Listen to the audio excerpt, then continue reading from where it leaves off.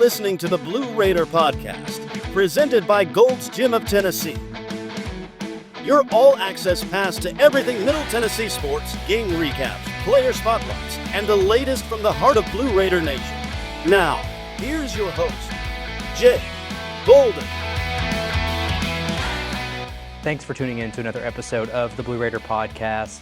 If you're not already, make sure you're following us on all of our social media at Twitter, Instagram, Facebook, TikTok, at Blue Raider Pod, and of course on YouTube. Make sure you're subscribed to us so you don't miss another one of our weekly uploads. Today's episode is the much anticipated summer series episode with the Lady Raiders basketball program. Joining us is associate head coach Matt Insell, along with two fellow athletes, sophomore guard Savannah Davis and incoming freshman Macie Phifer. We'll get to step into their life this summer program as well as look forward to their upcoming winter season. Before we get into those interviews, I want to take just a second to thank our sponsor. Before we get into the episode, I need to thank our sponsor. Gold's Gym has been the mecca of fitness since 1965, and to celebrate their 60-year anniversary right now, you can get a month-to-month membership for just $19.65 bi-weekly. That's no commitment, full access to all 16 Gold's Gym Tennessee locations, and top-tier equipment to help you level up your fitness no matter your sport. But here's the deal. This offer is only available online and it ends when the summer does, so don't wait. Go to goldsgym.com and lock it in today. Gold's Gym Tennessee. Train like a legend, no strings attached. Now, let's get back to the episode. Welcome back to the Blue Raider Podcast. Today we are joined by associate head coach Matt Insell going into year number 8. Matt, thanks for joining me today. Hey, I appreciate you having me. Yep. Interesting year. I know you've I heard you at the Blue Raider Blitz talk about it. This is a unique year not only for yourself but for your dad, head coach Rick Insell. It's a young team, but there's a lot of reasons to be excited about that. They are very young. When you start talking, I think we have 7 freshmen out of our 12 or 13 players we have on the roster. 7 of them are freshmen. But they're very talented freshmen. And I tell people this all the time. I'd rather have talented freshmen than non-talented older players. And the transfer portal is an interesting dynamic because everybody says, oh, you ought to go in the portal and get this player, get that player. Well, this year the transfer portal was extremely overpriced. When you start talking about players that average 2 points a game at schools and 3 points a game, and they're asking for 6 figures, and you're just looking at them like we can't give somebody 6 figures that averages 2 points a game. And so we made a decision that we would rather have freshmen. And one of the biggest reasons too is you're not having to, when you have freshmen, you're not having to correct bad habits that they've learned at other schools, because we've been very fortunate where since 2000, we're one of 4 schools in the country that has won 17 or more games every year since 2000.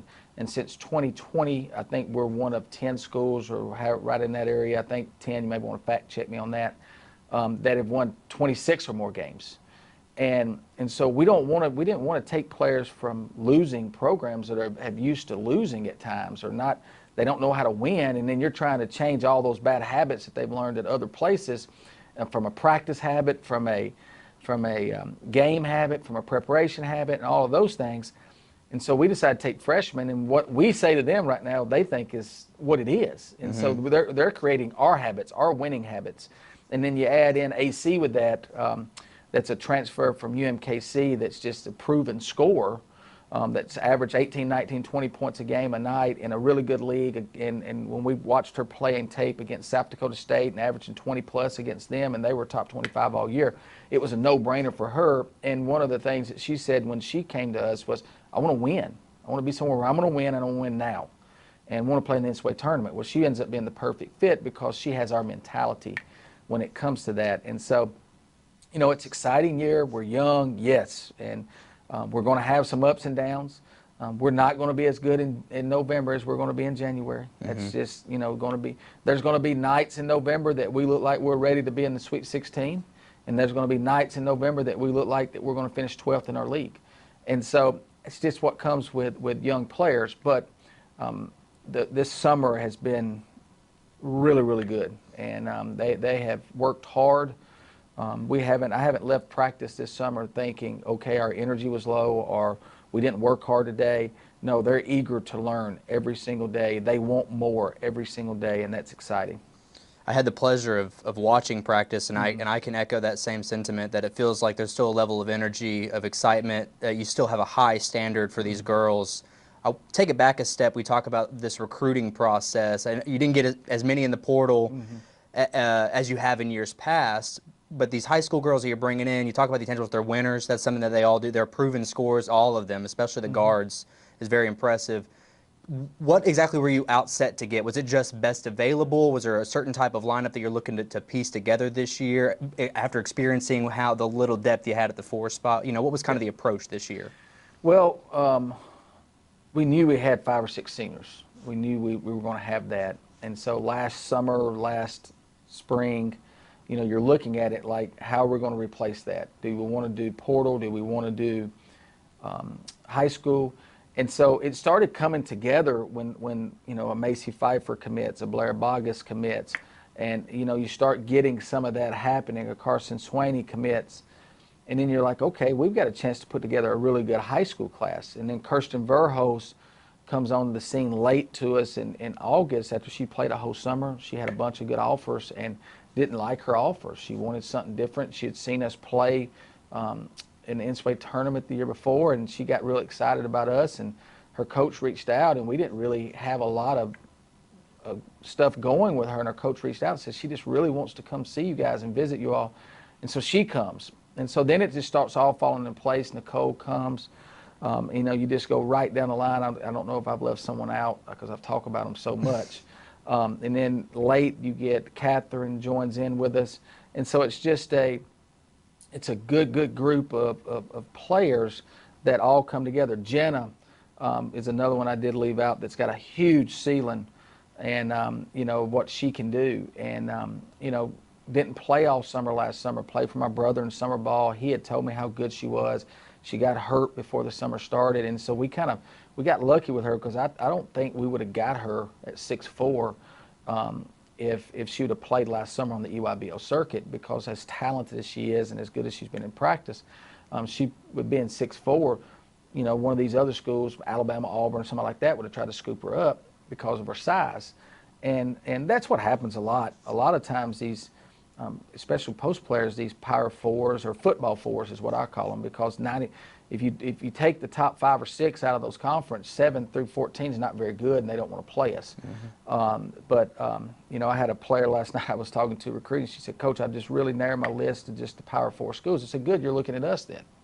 Well, what do you mean by that, Coach? You're in Conference USA. I said, "Well, we play at that level, where 7 through 14 that you're looking at in those leagues can't beat us. Go ask their coaches if they'll schedule us." And I'm serious when I say that. And because they can't, but they just because they're in a conference, they get on this high horse of what they can do.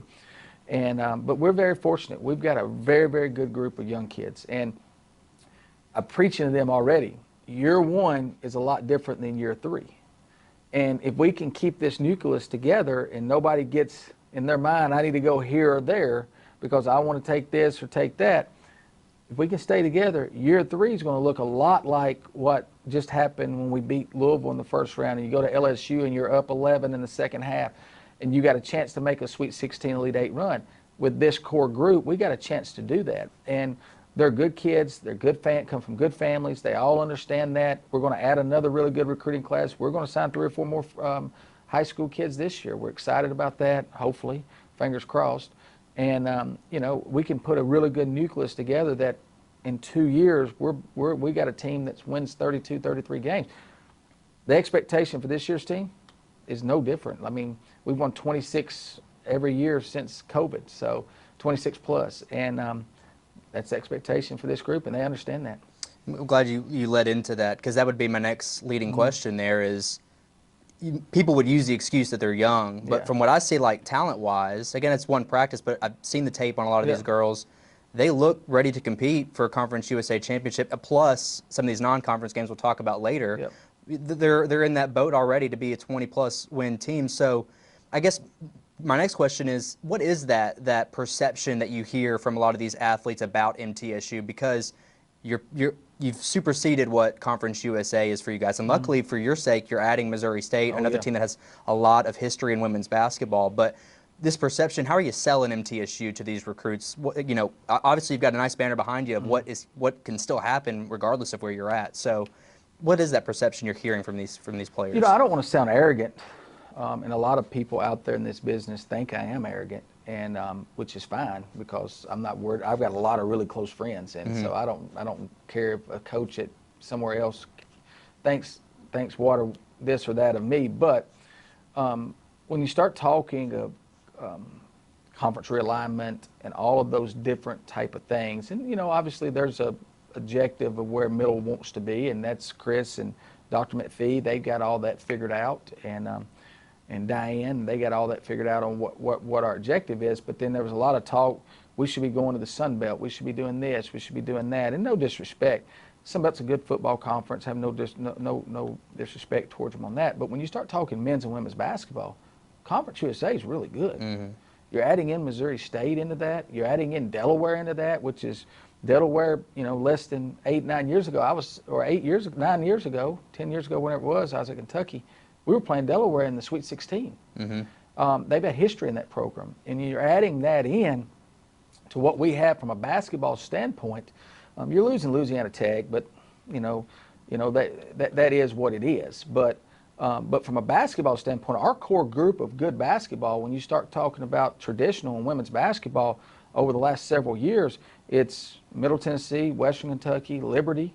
I mean, those three. FIU's made a big jump. She's doing a tremendous job down there. You're adding in a Missouri State, which is one of the top Missouri Valley teams over this last several years.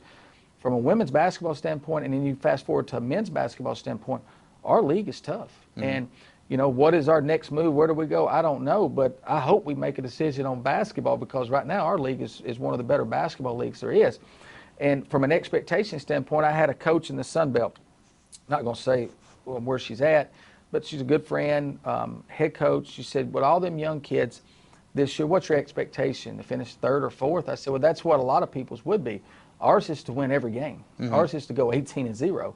And how do we get to that point? I don't know. Do we do that? I don't know. But that's going to be our objective every single day. And we're going to go 18-0 in the regular season. We're going to go to the conference tournament and win 3. And if we don't do that, it's going to be okay. We'll figure it out in March to win 3 in March. But that's what we're practicing towards every day. We've had to change our practices a little bit. We're playing a lot of 5-on-5, a lot of 4-on-4, offense, defense, getting them used to playing with each other because we have so many new players where in the years past we could just go out there and run offense and they would know where each other are. This bunch don't really know everybody's spot.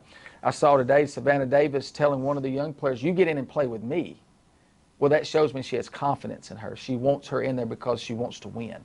And, that kind of stuff is important. We do shooting drills at the end and putting them with different people to see where their toughness is. And, so I like this group. And I don't know what that looks like when the win-loss column, but I think it looks like a lot of wins because they're so talented. And I think a lot of our fan base is excited about it because you get used to seeing a lot of the same players over and over and over. And you get used to us playing 5, 6, whatever it shall be, 7 players. I realistically think we have 9, 10, maybe 11, maybe 12 at times you can see on a given night. And, I don't really know who's in that right now. I know 3 or 4 of them that's in it, that I watch every single day. But you still got 2 more coming in that hasn't been here all summer that is on film when we watch them. And we watch them in person, they look the part. They're going to be just fine. And so we're excited about what this group looks like. We don't have a 15-man roster like we've had in the past. We're going to have 12 or 13 on the roster, and we're happy with that. That's a good number for us, especially this day and age. And still fields a competitive roster, as we saw in practice. There's still a lot of battling for playing time. But dive into some of these players. You already brought up AC, Eleni Contreras from UMKC transfer. When I look at her film, when I look at her stats, and I hate to put this expectation on her and Lady Raiders fans that are listening, is it fair to say that she's very Savannah Wheeler-esque? She has that feel to her game. She got to meet Savannah this weekend. We were all in Louisville together at a EYBL tournament, and AC was up there working, Savannah was working, so they got to meet each other, and they got to talk to each other and talk about, that position, talk about the expectations of the program, talk about, why coaches, how he's going to push you, how he's going to do this, how he's going to do that. And so that was good for AC. That was a good learning spot for her. You don't want to put that on her because she's not Savannah Wheeler. She's Elena Contreras. I mean, she's AC. We're Savannah Wheeler. Savannah Wheeler was not Dorsar. And so you go, but are their games similar? Is there going to be some comparison? Yes, there is going to be some comparison. They both can really, really score it. Elena's trying to figure her way out with a young team right now, where Savannah stepped into an already experienced team, and she was able to step into a role. But Savannah had some struggles her first year, where then her second year she really settled in on that. And so, but I see why people compare them. There's days I look at them and I compare them. There's also days I say, man, AC can do that a little bit better. There's days I say Savannah can do that a little bit better, and Dorsar, that kind of stuff. And so, I like her. I think she's really good. I'm glad we got her. And she's a very talented player that can do a lot of great things on the basketball court. She can defend you. She can shoot it. She can handle it off the bounce and score in different ways off the bounce. She sees the floor really well. Is being a great leader right now. Her and Savannah Davis are being great leaders.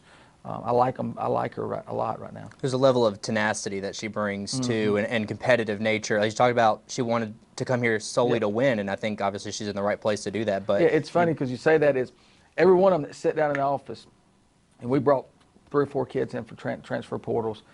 I want to go somewhere where I'm going to win. I want to win a championship. I want to go to the NCAA tournament. Well, we've done that. We do it every year. We're competing at that every year.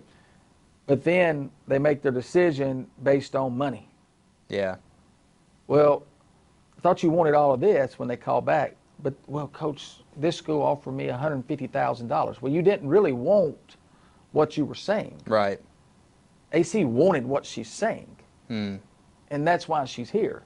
She didn't hesitate on that. She left our campus. She was supposed to go to another couple of visits. A lot of these places will pay a player extra money so they don't take a visit no more. I'll give you an extra $25,000 if you don't take a visit. AC didn't care about none of that. Is she getting some NIL money? Yes, and all that. A lot of our kids get a lot of that stuff. But she didn't care about none of that. She cared about winning, and she wanted to go somewhere where she can win and somewhere where she can be pushed to be a pro, and she came to the right place. And add to that speaks a lot about her family. Right, and the type of character she is as well, because obviously winning ball games is way more important than anything else to her at this time. And talk about this freshman group. There's so many. I know you already touched on a lot of them. What are the names that Lady Raider fans should be looking forward to seeing this winter? I think every one of them. I mean, Dick Palmer's at practice the other day. He said, there's a chance we could start 3 freshmen. I said, yeah, that's a big chance. Like, who else are we going to start, Dick? I mean, there's 7 of them. So, I mean, there's got to be 3 of them got to start.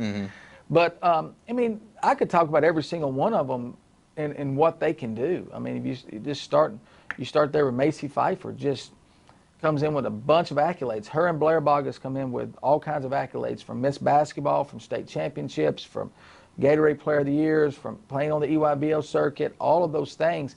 And when I watch them in practice and coach them every day, I see why they got all that stuff. They're very talented. They can do so many different things. They can score at the rim. We're playing Macie Phifer at the 2, the 3, the 4, and the 5. She's 6'1", 6'2", and she can play every position. And she looks natural in every position. She doesn't look out of place in any of the positions. And that speaks to her talent. Blair Boggess will play anywhere from the 3, 4, and the 5. 6'1", 6'2", that can do so many different things. Can score at her back to basket, can score out on the perimeter. Both of those kids are super, super talented. You go to Kirsten Verhos as a point guard. We talked a lot about AC, but Kirsten Verhos is right there with her. Comes from that, has just that tough mentality, makes tough plays. Those type of players win in our program. We've won a lot of games with players like Kirsten Verhos throughout the years in this program, just like her, because she makes tough plays. She wants to guard the toughest player on the court every single day. She handles the ball, gets pressured. Going to be a great point guard for us. Carson Swaney can really shoot the basketball. Come in with a lot of accolades. Another one that's won a state championship, all-state, all those things. Offensively, she is very much there. She can play out of ball screens. She shoots it from deep. She has great handles. She can do a lot of different things that's going to make her, it's going to get her on the floor right away. She reminds me a lot of Jalen Gregory at that age. A lot of her at that age for our fan base. Jenna McClendon has been a lot more than I thought. And not saying I didn't think. I knew she was good, but coming off an injury, you just don't really know where she's going to be at. But strong, physical, back to the basket. She's not going to step out and shoot threes like Nas and some of them. But at her age, she's the best with her back to the basket that we've had in this program in a long time. She's better than Anastasia Bodareva at that age with her back to the basket. She can score over either shoulder. She's got great touch. Now, she's not going to step out and handle it like Anastasia. She's not going to shoot a bunch of threes like her. Her range is about 15, 16 foot. But when she gets her back to the basket, she can score the basketball over anybody. And then you go to Catherine that's coming in from Taiwan. I'll see her this weekend. She's playing in a camp in Indianapolis at the WNBA All-Star game. I'll be able to see her, watch her. I've watched a lot of film on her. She's been playing with her Olympic team in Taiwan all summer. And when I say that, she's not playing with kids her own age. She's on her Olympic team playing against the Japan Olympic team, against the Chinese Olympic team. She's playing against all these teams that are filled with girls that ages range from 25 to 34, 35. She's the youngest one on the team and holding her own and looks great in those games, and just a big-time talent from a guard spot. Can score it from all three levels. We're real excited about her. And then Nicole coming in at 6'10", 6'11", just played in the U18 European Championships, won a gold medal there, had a great tournament there. Didn't play in the last game. I think she had a little bit of a tweaked ankle and stuff like that, and so they were holding her in that. They called us about that, but just a big-time talent. When you're talking about her size, the one thing I've been more impressed, I talked to her mom the other night about, is her conditioning's got so much better. But that's exciting to me because now she's running the floor at a great rate of speed. At her size, she's going to be able to change the game defensively because she's so big. Mm-hmm. And she scores the ball. She keeps it high. She's not a 40-minute-a-game player. She's going to play this freshman year similar to Nas's freshman year. She'll be playing 14 to 16 minutes, 17 minutes a night to 20 minutes a night, where it gets her feel for it, that kind of thing. I don't see her as a 40-minute-a-game player, but I could see her as a 20-minute. And her doing something real special, and we're going to need her to do that.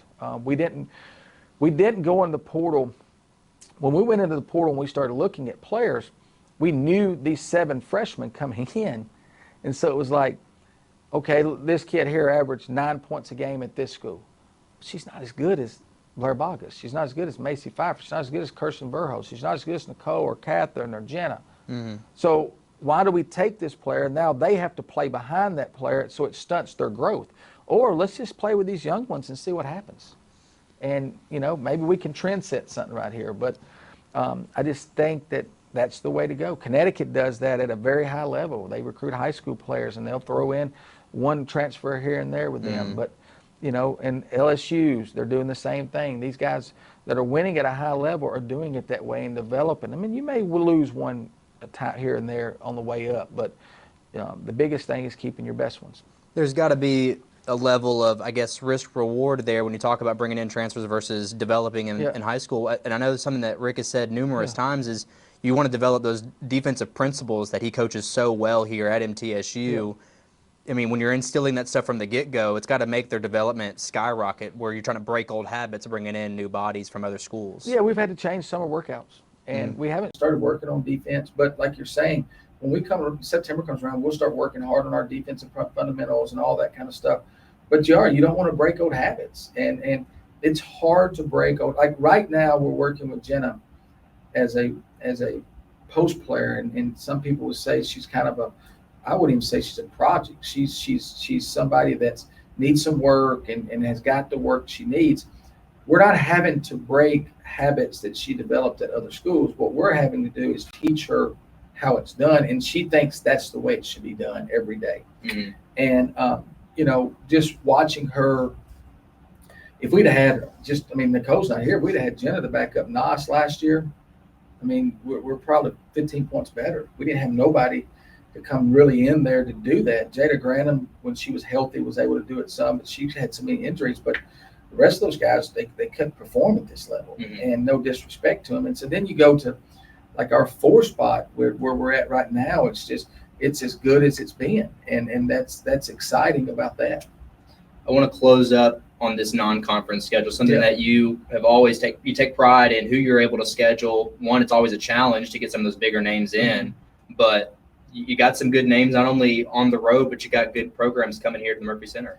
We have, and it's been a challenge. This year's been a big challenge because nobody really wants to play, and you're like, man, we lost everything. Like, I would get on the phone with some of these guys and these power forwards, like, we're not playing you. I said, we'll come to you. We don't even want you to come back, just we just need a game. Just give us a game. We'll come. I'm not playing you. You're crazy. I said, we lost everybody on our roster that started for us. First time we ever lost every starter. And they were like, well, we still don't want to play. Well, after a month and a half of workouts, I know why they don't want to play. Because these kids out here are really good. And we're very talented. We may be as talented as we've been in a long time from top to bottom. And when you start talking about a full roster, from 1 to 13, it's probably the most talented roster we've had. The least experienced, but the most talented. But then you start putting in your conference schedule, when you just talk about home games. We got Tennessee State at home to open the season. You got the Lady Vols coming here in November, the Thursday before Thanksgiving. You got Memphis coming here. You got Belmont coming here, and you got Auburn coming here. You got 5 teams right there that Tennessee State being a local and plays at the top of the OVC every year. You got Tennessee, the Lady Vols may be a top 5 team in the country. I mean, they have that kind of talent there this year. They're super, super talented. They were super talented last year, and they were in the Sweet 16. They're coming here.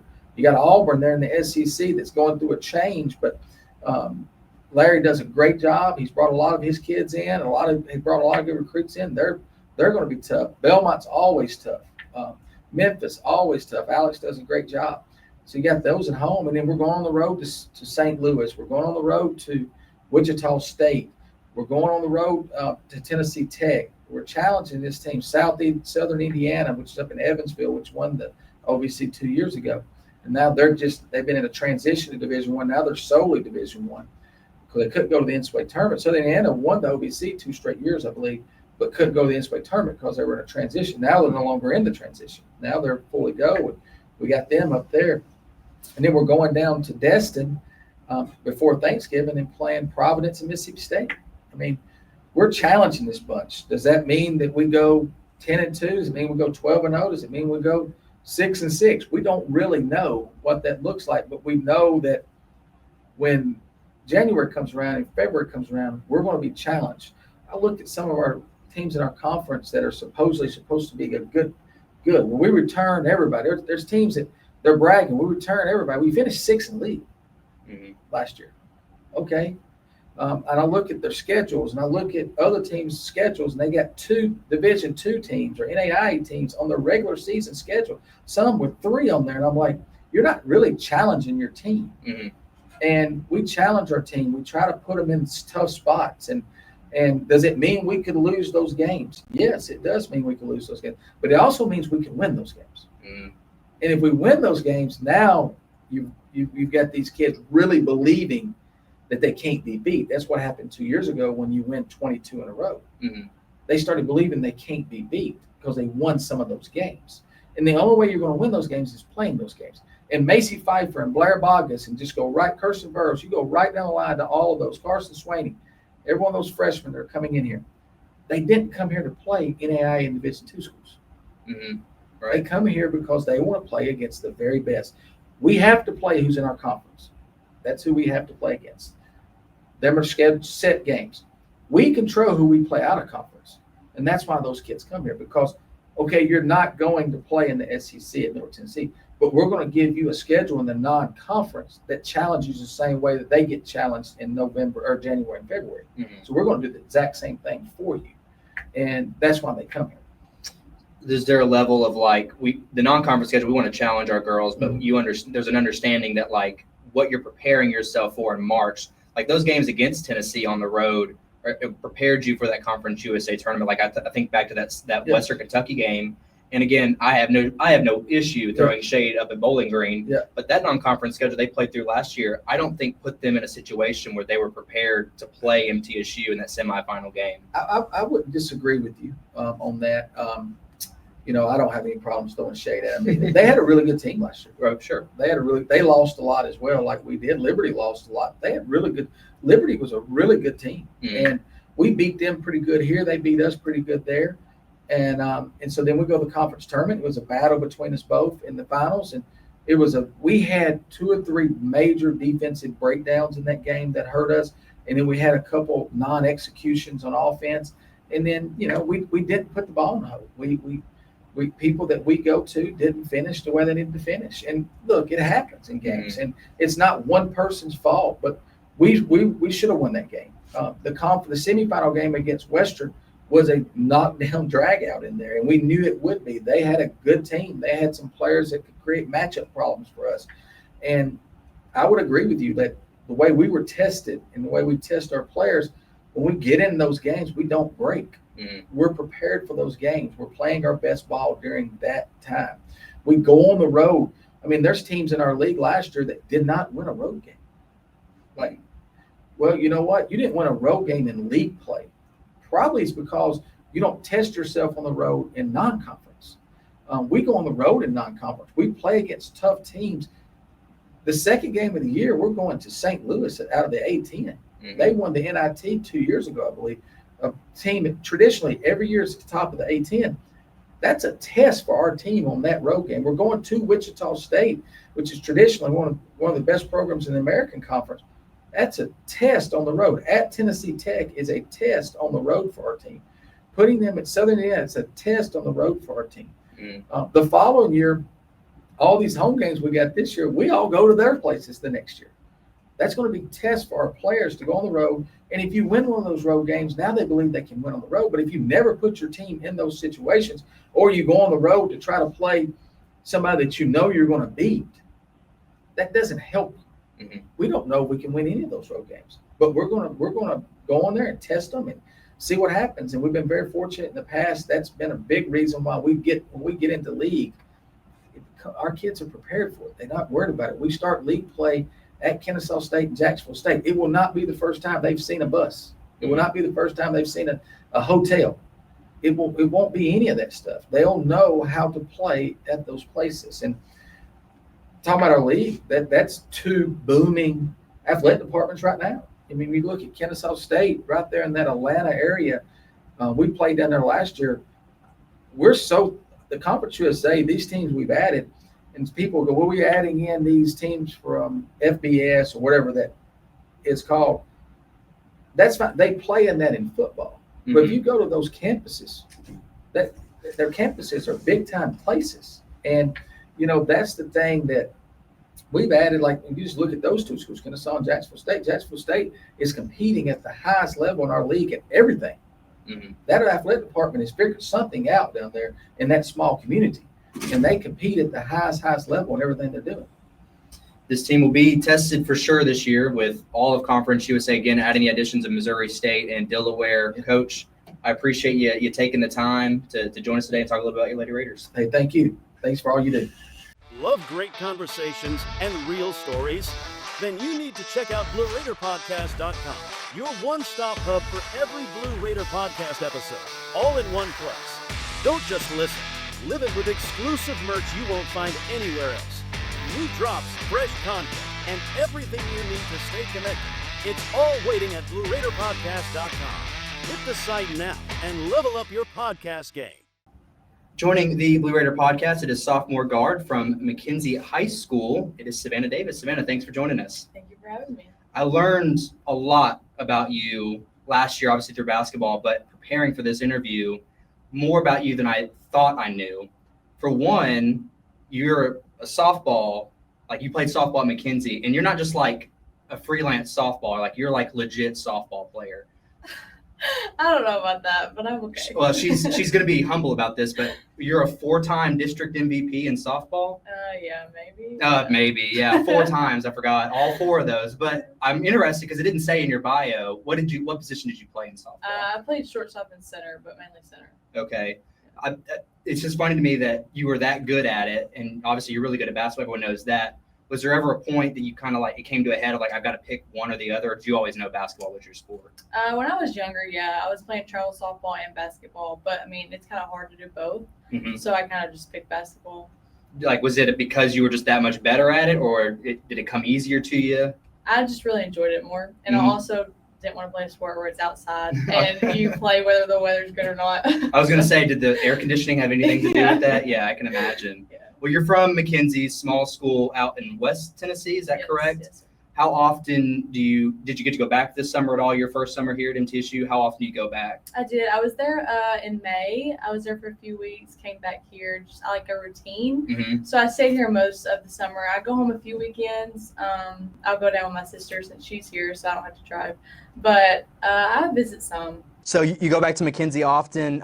Is it one of those things where, because you're not so far removed from McKenzie, that you can't go frequently? Or is it one that you prefer to stay in Murfreesboro, stay away from the family? Is this your home away from home? Or are you doing this like a weekend trip on a regular? Like, how do you balance out that trip to see your family? Well, I'm here for college, and I kind of like, I think if I go home, I'll kind of get used to it. So I like to stay here and also like to do my thing and have a routine, like shoot, work out, but also enjoy my people here. Mm-hmm. But when I go home, I'm going for family and just hang out with them, you know, catch up on time. I gotcha. Well, then, what is there to do in McKenzie?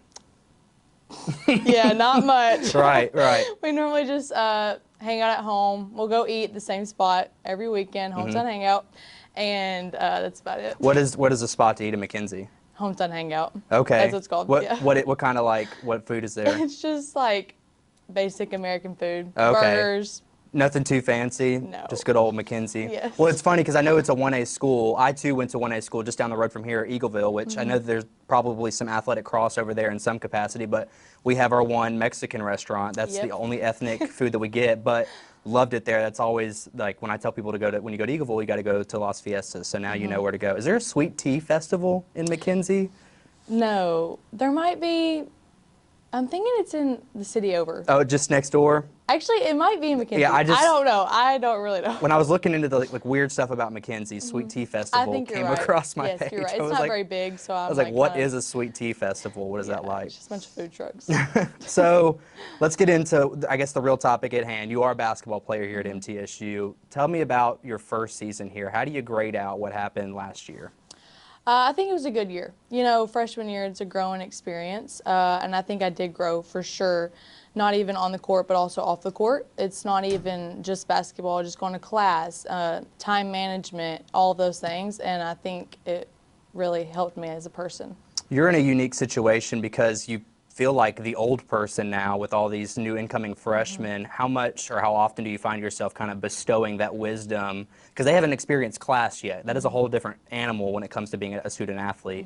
Have you kind of caught yourself in these situations where like you're having to explain to them how this is really going to work out, or are you more of like a lead by example? Just follow what I do, you'll make it fine. I think a little bit of both, and I'm trying to develop the talk to them through it, you know, because I've been there, and I mean, it's just a year, but it's a long year. And I've seen some things, like, just know more than I did coming in, so I know the position they're in, so I'm trying to help them, but also just leading by example of what needs to be done and what they expect. How are you, I guess, going into year 2 now? What are kind of some things, I'm not necessarily talking about basketball in general, but talk about maybe time management, what you do in your free time. How do you plan to kind of attack those things this year? Is there something differently you kind of prefer your off-court life to be now that you've got the hang of things?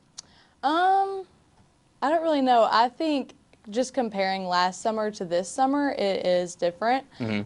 Wake up in the morning, go to basketball, you know, come back, I'm shooting more. Like, I'm getting more workouts in, and I'm just in the mindset of, like, this is what I need to focus on, but also just enjoying time off and just hanging out with my teammates in the free time, you know, all bonding together.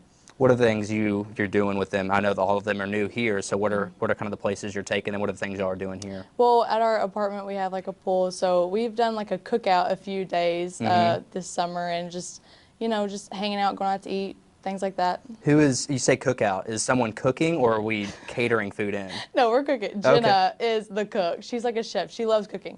So her and Jada Harrison will cook some. They're the ones who have cooked. So. Okay. Are we talking like hamburger hot dog thing? No. She cooked barbecue. Yes, this was yesterday actually. She made macaroni, barbecue, slaw. I can't remember. And then the last time they made steak, chicken. Holy cow. Like, it's like a whole A feast. legit, Yes, actual yes. dinner. Wow. Yes. That's did not expect. That's a nice talent to have with a roommate that can do all that. I Yeah, know. I was a ramen expert when I was in college. Oh, yeah. So Yeah, it's that's good to have home cooked meals. 'cause absolutely. So let's take it to the basketball court now. Obviously, I know from the get-go, something that Rick had talked about a lot about you is you're learning those defensive principles that earned you the playing time. You're playing out of position a lot because you're following up Alina off the bench in the 4. I think this year, I'll speak for Coach Insell, I think you'll be kind of back at home at the guard spot in the wings this year. How are you falling back into learning that? Obviously, learning the 4 is just going to develop your game even more. So you're learning those tools that you learned last year. Now you're back in a more comfortable spot. What are you wanting to do this year? Have you kind of set personal goals for yourself this upcoming season? Really, personally, I mean, I just want to keep growing, but I also just want to be that person that, like, my teammates can go to if they need something. Like, also, just if we're on the bench and we're down, I want to be that person that everybody's looking towards, like, what's Savannah like? What's her energy, you know? That's just kind of what I want to give my teammates this year. You've, again, set an expectation for yourself that I still think back to if you stay here all 4 years, which God bless, I hope you do, I'm gonna always remember back to this Conference USA semi game against Western Kentucky. How often do you relive that performance? I don't. You don't? Yeah, just you like already we passed won, it. move on, and then the next game it's just not. I that consider great, it an outbreak for you because, again, I don't think we win that game without your fourth quarter performance in a game like that. You're going to get a lot more playing time this year, I would assume, too.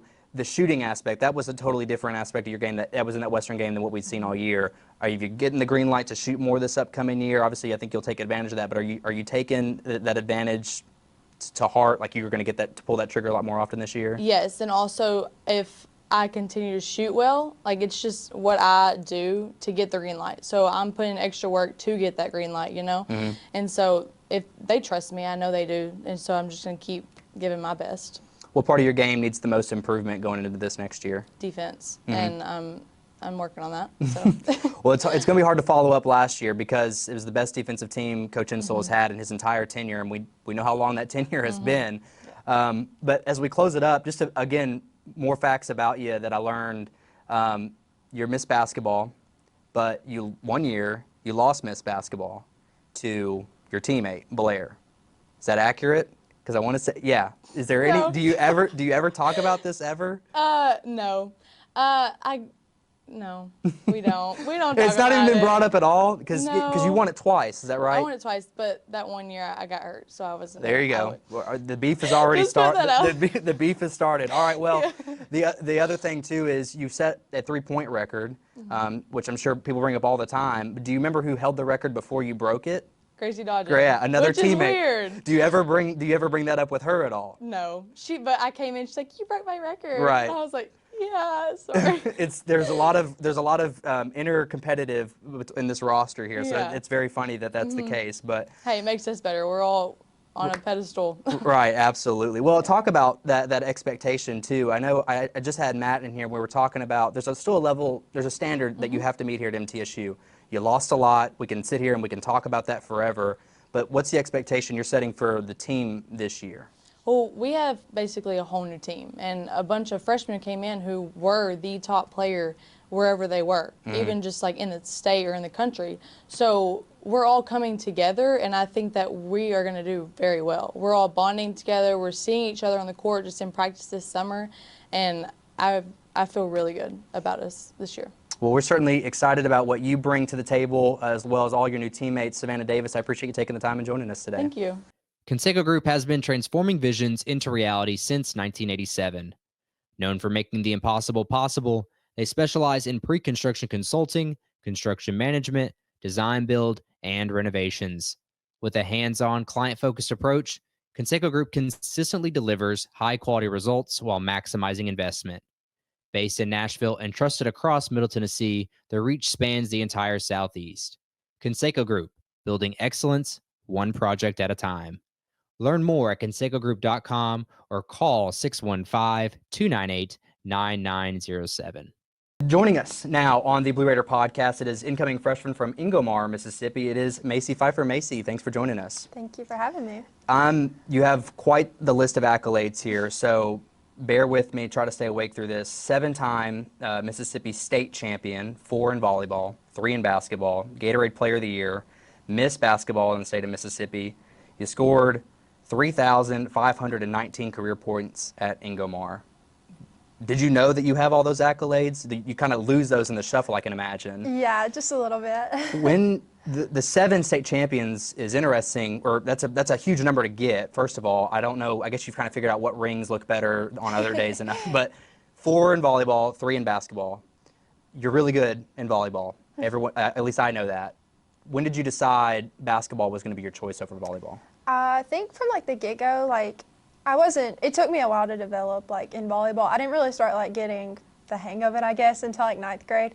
And by that time, I'd already like started playing AAU and getting interested from colleges for basketball.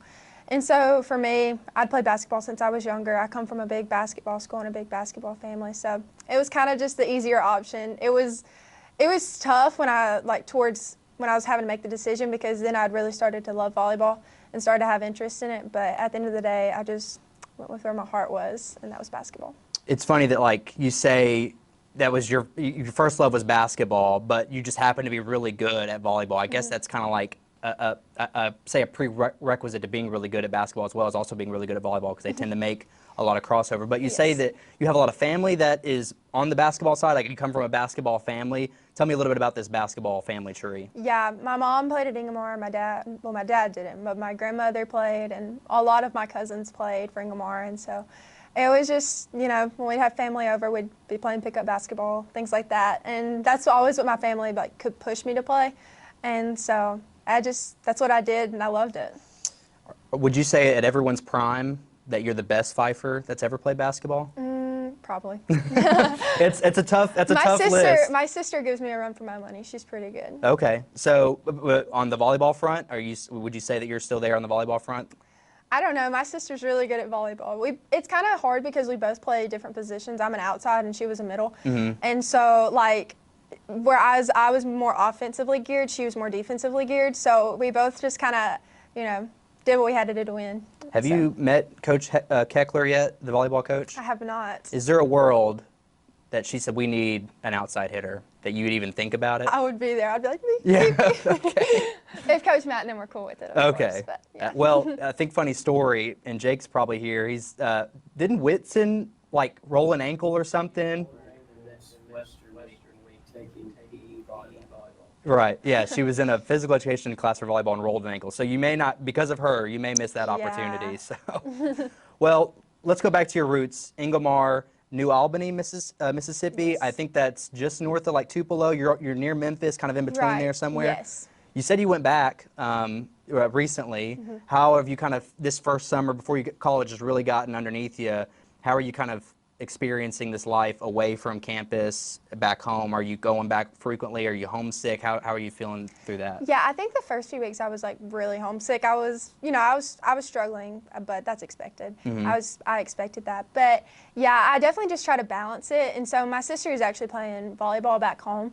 And so this past weekend I went home and I got to watch her. And then I tend to go home on the weekends because my family is big lake family too. So mm-hmm. I like to go back and go to the lake and things like that. But I also enjoy being here and just hanging out with my teammates as well and building those relationships. So I wrote down in notes, because I do research social media, I don't think you're ever you're ever further than 20 minutes from water. You're always at a lake, you're always at a beach or something like that. I love the water, especially at the lake. We do a lot of wake surfing and things like that, mm-hmm. and so that's a big hobby of mine. So that's another side thing that I know. Obviously, you have to be somewhat talented to wake surf. Have you always been able to do that?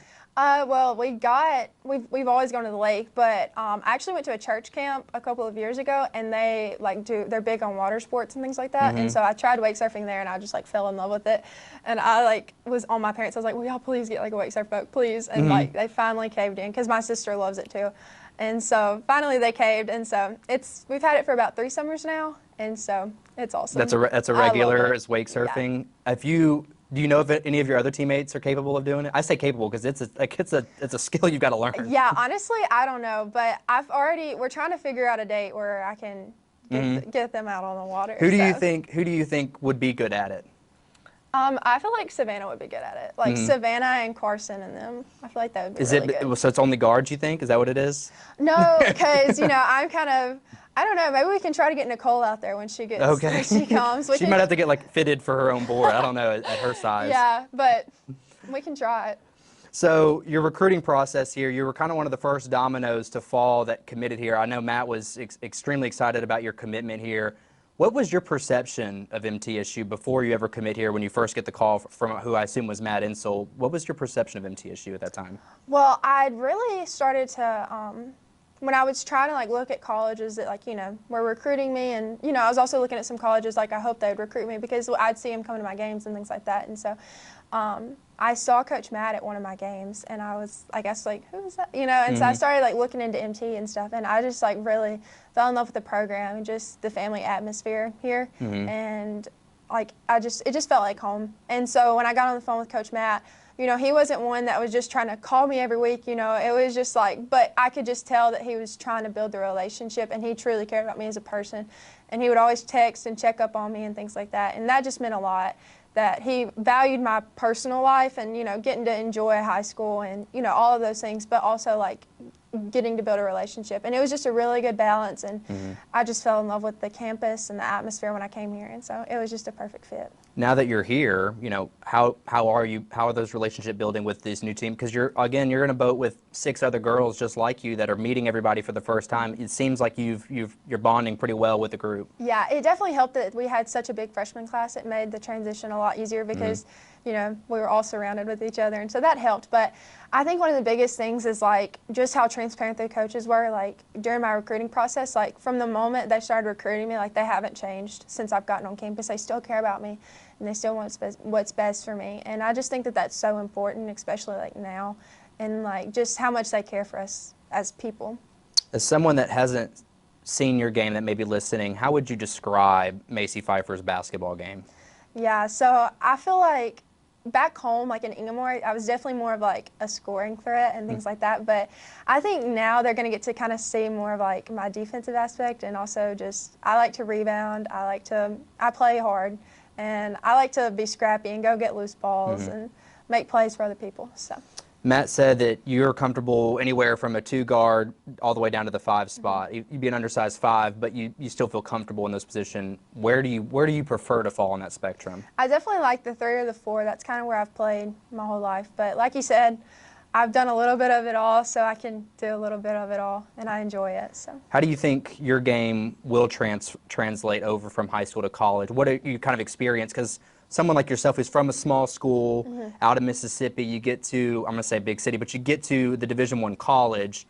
It's kind of an eye-opening experience. Like you went from being the best player on your team to now you're on a team full of other players who are the best player on their teams. What has that experience been like, and do you think your game so far has translated well? Yeah, I honestly have loved it. It's just so competitive, and it's just I love the competitive atmosphere here, and I think that's one of the biggest differences is because like I talked to Coach Matt the first week because I was really like struggling. He was like, well, now you're surrounded by all Macie Phifers and stuff like that, and like he's right, and like I enjoy it so much, and yeah, I'm definitely just gonna keep that same scrappy mentality and just try to win. What's the personal goals you kind of set for yourself? I'm sure we'd all love to score 3,500 points in our career again in college, but I guess at some point there's a reality. Have you thought maybe objectively what a good season looks like for you as a freshman?